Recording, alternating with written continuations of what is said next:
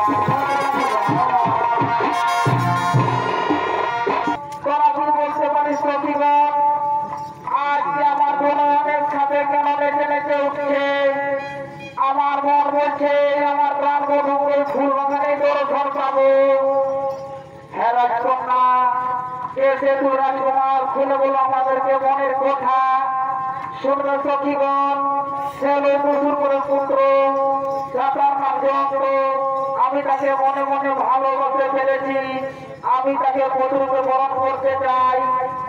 হ্যাঁ হ্যাঁ রাজকন্যা, এ তো খুব আনন্দের।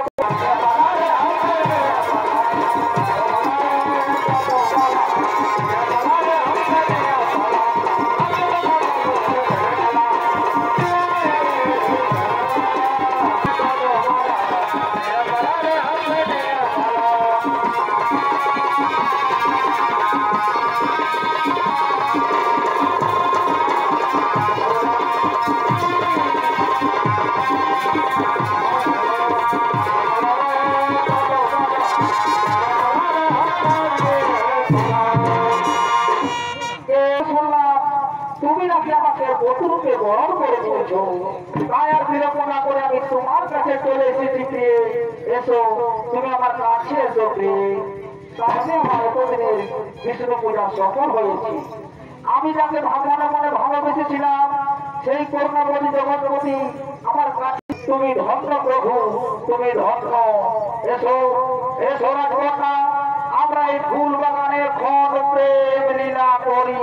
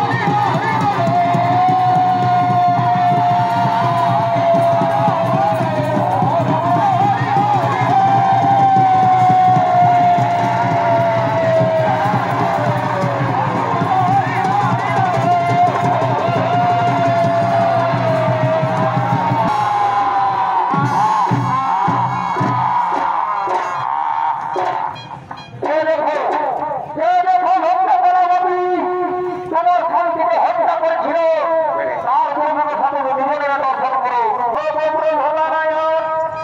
আমি আমার স্বামীকে এই কাটা পত্র কোথায় ঘুরে বেড়াবো প্রভু, আমি কোথায় ঘুরে বেড়াবো? শান্ত হোক, শান্ত হোক।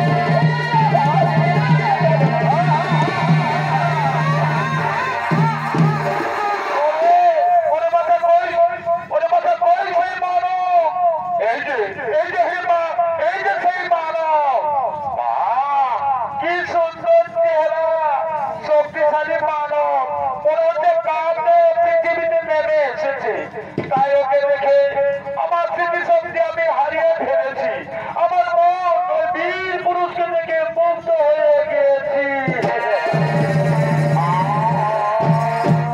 কি ভাবছো হিড়িম্বা, তুমি কি এটা ভুলে গেছো যে তুমি কিসের জন্য এখানে এসেছো? মনে আছে কিন্তু সেই গাড়ি